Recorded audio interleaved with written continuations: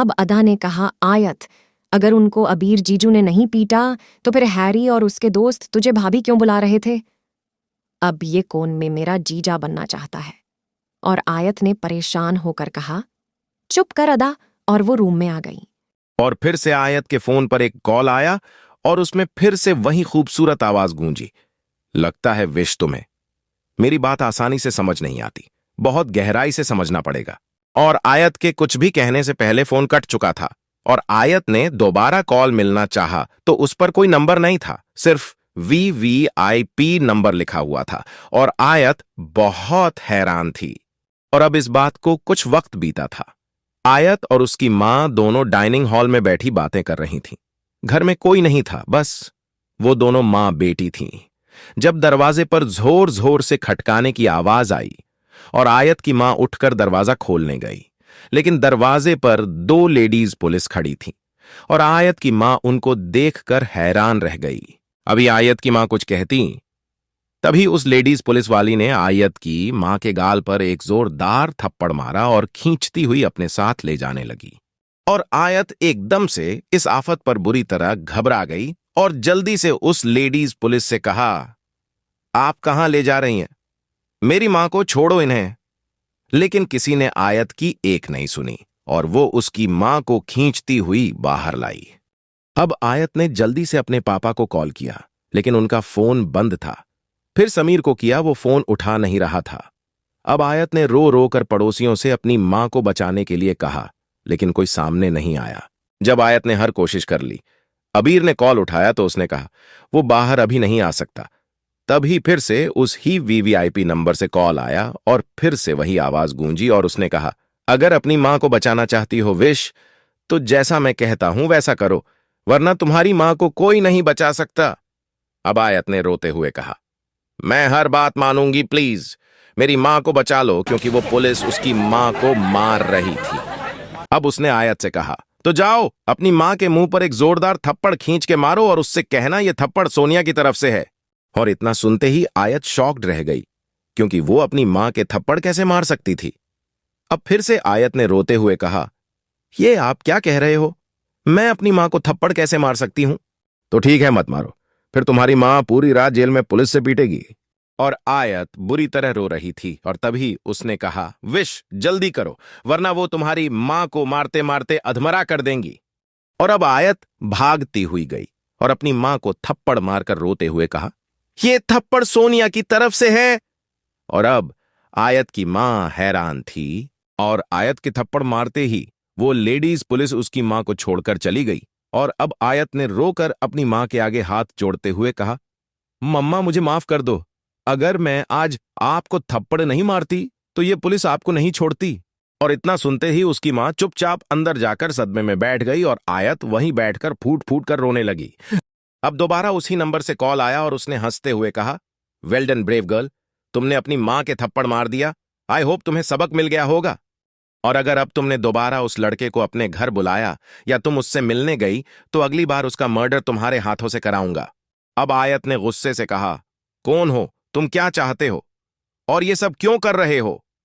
लेकिन तब call cut चुका था और आयत अब खड़ी सोच रही थी, आखिर कौन है ये जो मेरी पल पल की खबर रख रहा है?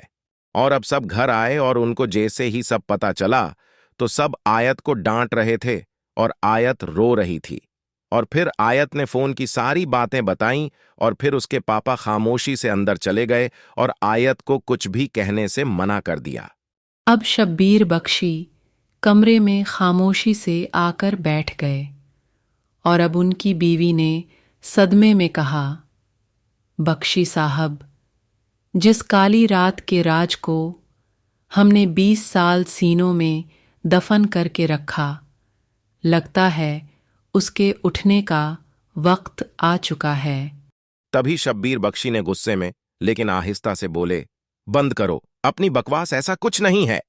लेकिन आयत की मां अभी भी शॉक्ड में चीख कर बोली, वो आ चुका है बख्शी साहब, अब वो हमारी बेटी को हमसे छीन लेगा।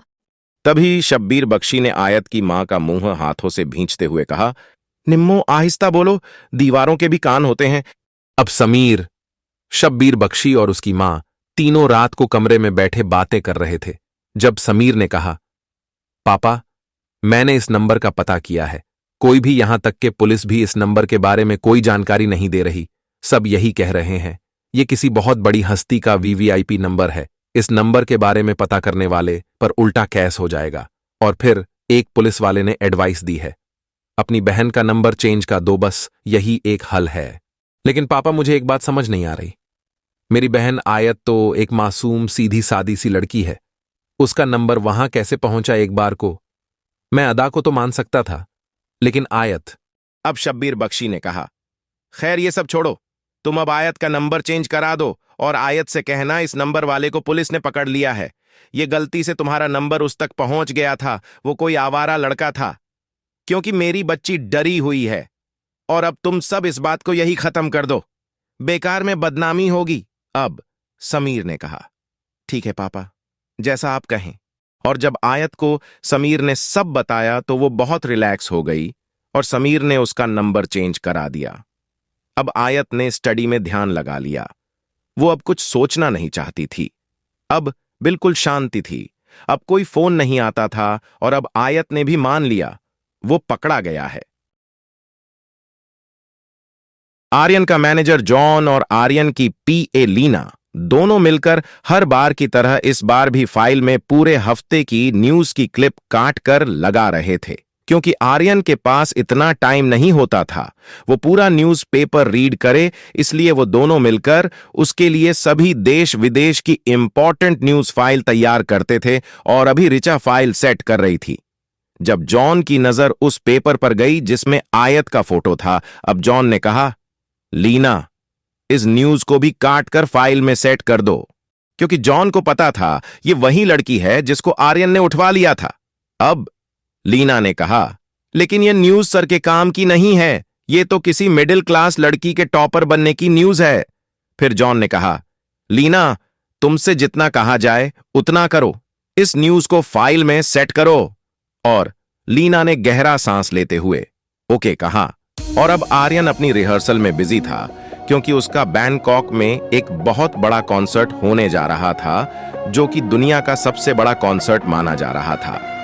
इसलिए आर्यन ने अपना पूरा फोकस इस कॉन्सर्ट पर किया हुआ था।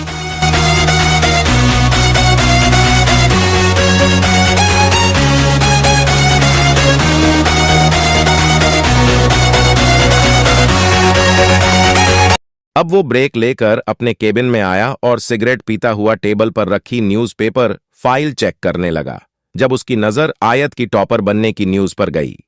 अब आर्यन ने वो न्यूज पढ़ी तो बहुत जोर से हंसने लगा और फिर आहिस्ता से कहा, interesting, the rock star Aryan Shah की बीवी डॉक्टर। और अब आर्यन ने गुर्राते हुए कहा, लेकिन मिसेस आर्यन शाह, आपका डॉक्टर आपका हस्बैंड आर्यन शाह है, जो आपका बहुत अच्छे से ट्रीटमेंट करेगा। आई स्वेयर, उससे कहीं ज्यादा तड़पाऊंगा जितना कि मैं तड़पा हूं, हर एक जख्म का बदला लूंगा। और फिर आर्यन ने वो न्यूज़पेपर जला दिया। अगर ये कहानी आपको जरा सी भी अच्छी लगे तो प्लीज हमारे चैनल को ज्यादा से ज्यादा लाइक करे, शेयर करे और सब्सक्राइब करे, क्योंकि हमारा टारगेट जल्द से जल्द 4000 घंटे और 1000 सब्सक्राइबर पूरा करना है, वरना हमें अपने चैनल को बंद करना पड़ेगा। इसलिए अगर आप इस खूबसूरत नॉवेल को कंटिन्यू रखना चाहते हैं तो प्लीज हमें सपोर्ट करें। Thank you.